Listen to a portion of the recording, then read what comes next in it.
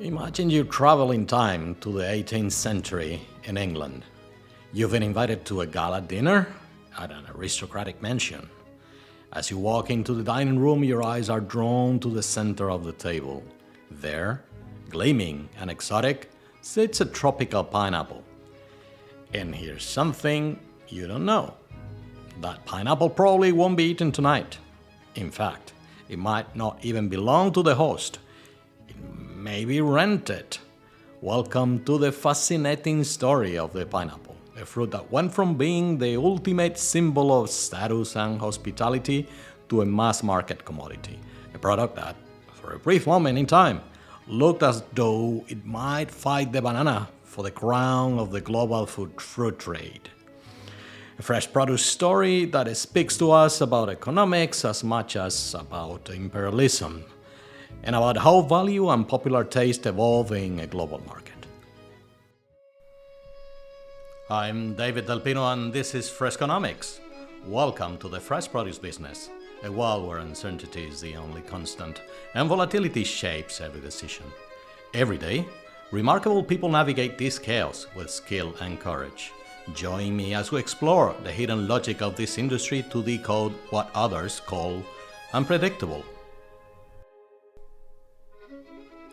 When Christopher Columbus reached the island of Guadalupe in 1493 on his second expedition to the Americas, one of the treasures he found was neither gold nor silver, but a fruit the indigenous Taino people call anana, which in their language meant excellent fruit. The Europeans, seeing its scalpy shape, christened it something like pine fruit or pine-like fruit for its resemblance to pine cones. And that's the origin of the word pineapple in English. The pineapple quickly became the ultimate object of desire for Europeans' nobility. Why?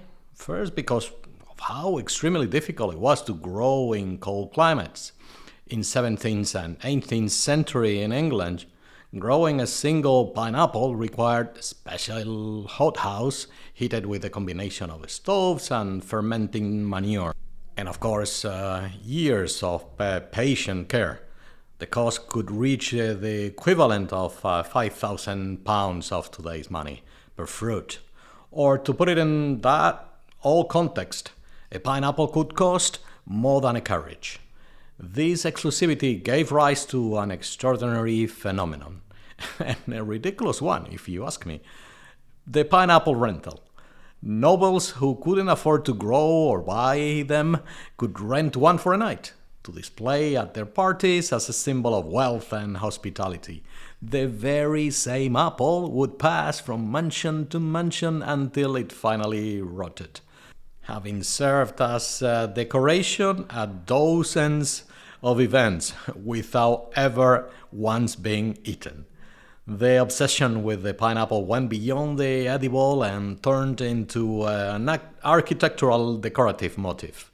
Sharpen your eyes and wander through any historic European or even American city, and you'll find pineapples carved into, for example, gates and railings, symbolizing welcome and hospitality, also in fountains and gardens as a central decorative element, and in public buildings, representing prosperity or even international trade. But perhaps the most repeated pineapple-shaped element of all is the one you find on handrails or fences. It is originally a feature of Georgian and Victorian mansions. It has since been copied endlessly onto those white balustraded staircases of every little villa of the 70s. The most amazing example is perhaps the Dunmore pineapple in Scotland, an architectural folly from 1761 consisting of a summer house crowned with the 14-meter stone pineapple, or the famous pineapples that top the entrance columns of Holyrood Palace in Edinburgh. This iconography endured even after the fruit stopped being an extreme luxury item and becoming what it is today, as a permanent symbol of hospitality in Anglo-Saxon design. And even today, we still find pineapples motifs on textiles, tableware, and ornaments. A distant echo of how a fruit became the luxury symbol of that golden age.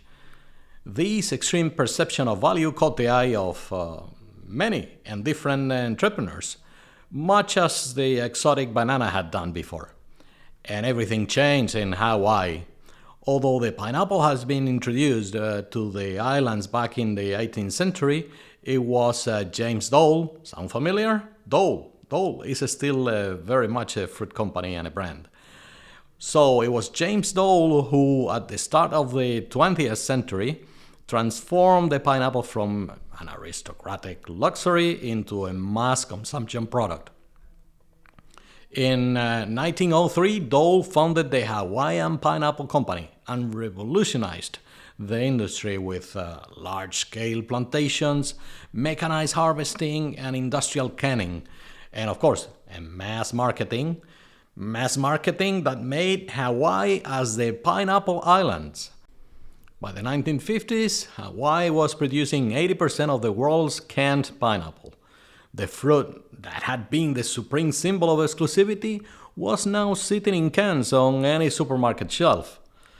You'll remember that in episode, if I remember well, it was episode 15, I used the banana to illustrate the concept of strategically aligned supply chains. Well, this is exactly the same phenomenon that people tried to replicate with the pineapple. In fact, it was mainly these very same companies already operating successfully with the banana that set out to repeat the trick with this new product on the world market. And here we arrive at the heart of our fresh produce analysis. If the pineapple enjoyed such a historic prestige, why is less commercially successful than the banana nowadays? Both are tropical fruits, both were grown on similar plantations, both reached global markets by comparable routes, and yet the banana dominates. Absolutely. And what are the differences? What happened? Why aren't their success comparable? Is it all just down to the consumer preference? Well, let's try to untangle the puzzle. And we're going to begin where I always do, where I like to begin, with production, because I never tire of repeating it. Our business is built mainly around the advantages, the limitations, and the volatility of production. Once again, we are a supply business in that sense. And as you might expect, the pineapple's success compared with the bananas was shaped by its biology. The pineapple is botanically complex. It takes anywhere between 18 or to 24 months to produce a single fruit per plant. After harvest, the mother plant puts out suckers that will take, another 18 months to fruit. It's a slow, laborious cycle. The banana, on the other hand, produces bunches continuously. A banana plant can bear fruit in 9-12 months, and the experts can correct me here, a single plant can generate up to 40 kilos of fruit a year. The productivity per hectare is simply incomparable. The next obstacle is quality management and transport. The pineapple may look more robust, but it has some critical limitations. It doesn't ripen after harvest, so it has to be cut at exactly the right point, which demands perfect harvesting timing. It keeps reasonably well, but we have no flexibility to line up the moment of harvest with the moment of consumption. Any mistake or any forcing of the cycle just to keep a presence on the shelf ruins the eating experience. In fact, how many times have we all felt let down as consumers by a pineapple with no sugar and no aroma? The logistics, on the other hand, don't add up. The weight to volume ratio is misaligned. A pineapple takes up a lot of space for its edible weight. You have to subtract the crown, the thick skin, and the fibrous core. And only about 50% of it is edible at the end, which clearly is a problem in itself. Banana, by contrast, ripens in transit, it's harvested green and ripened in controlled chambers near its destination. Packs efficiently, we get great efficiency by optimizing the transport boxes, and let's say it is 65-70% edible, with only the skin thrown away at the end. And that skin, of course, well, we all know it's a wonderful natural protector against mechanical damage. The perfect natural packaging. And finally, we come to the consumer. We are ugly, lazy apes. That's what we are as consumers. Pineapple consumption sank for decades across many advanced societies, which, by the way, were the only ones who could afford it. For one simple question: lack of convenience. Let's be honest. We may love the fruit, but peeling and prepping a pineapple is an inconvenience. However you go about it, you're going to make a mess. Find the right big sharp knife, master that butcher's peeling technique so you don't waste the flesh, and don't leave a finger on the chopping board. Strip off the skin, dig out the frivolous core, and then mop up rivers of juice and the splatters before anyone tells you off or laughs at you at home. Look at the mess you've made, you clown. Yeah, the banana, meanwhile, peels with your bare hands. A child can do it. Create no mess, and you can take it anywhere. It's the perfect snack. This difference is absolutely critical in the modern world, where convenience is, of course, king. The banana is the fruit of the worker in a hurry, of the child at a break time, of the athlete. The pineapple demands a time and a place for consumption. So it should come as no surprise that the pineapple has vanished from the fresh fruit and veg aisle and resurfaced, clean and sliced, in the chilled section among the semi-processed foods. Productivity, the flexibility to handle the volatility of production, logistics, economies of scale, and convenience, everything clearly favors the banana, making it far more accessible for everyday consumption. The banana has become a universal staple that has colonized every consumption moment. Breakfast, smoothies, the everyday snack, a bacon ingredient, baby food, sports recovery, and of course, dessert. The pineapple, paradoxically, still clings to its luxuries past by turning up on special occasions. An exotic ingredient in, for example, Hawaiian pizza, in cocktails, maybe in a restaurant as dessert, the fruit of a tropical holiday, a garnish on the plate, Christmas, and so on.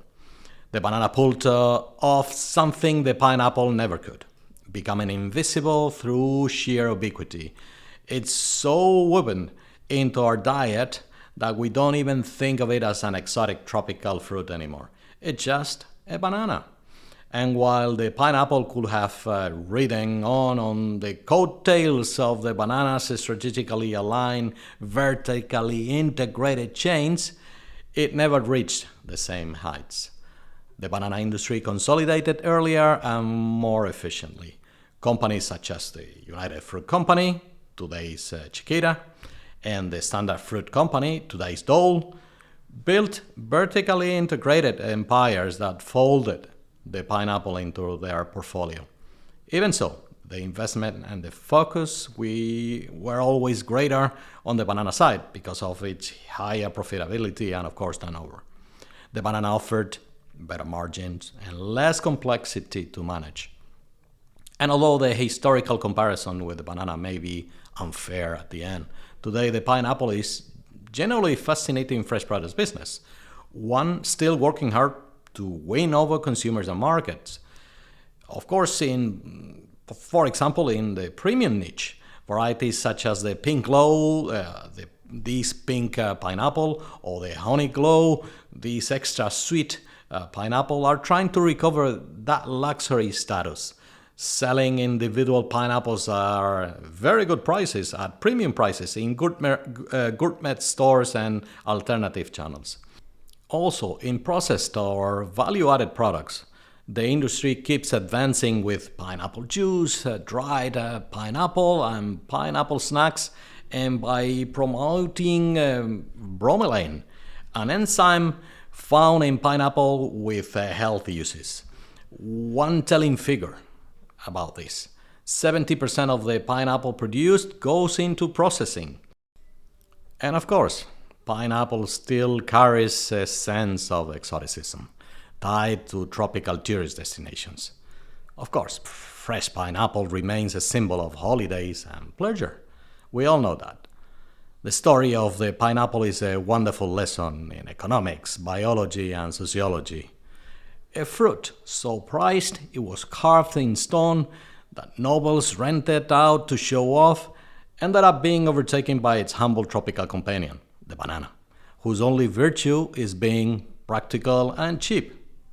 The pineapple teaches us that historic prestige, or its flip side, that sky-high perception of value it once shared with the banana, is no guarantee of commercial success.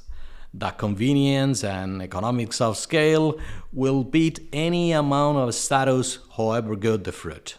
That in the modern market, a fruit you can peel with your hands as you walk is worth more than one that demands a knife and a chopping board.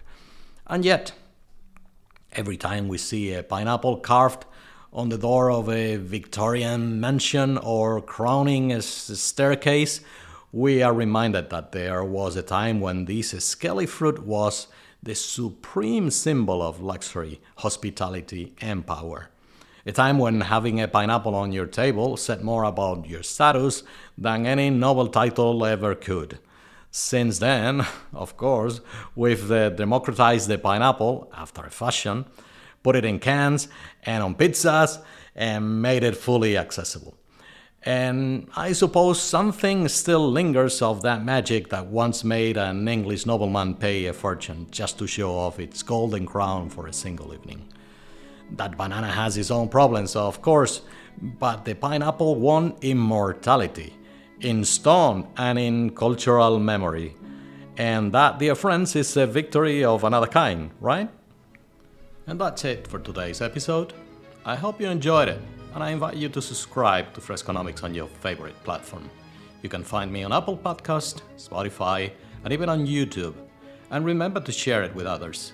Help me connect with the community of professionals in the fresh produce industry. Although it may take a while, I promise to respond to any questions, contributions, or suggestions you may send to web@daviddelpino.com. And of course, you can also visit my blog at daviddelpino.com, where you'll find out how to get a copy of the book Fresconomics, along with articles and additional content. Until next time, take care and try to enjoy this crazy business.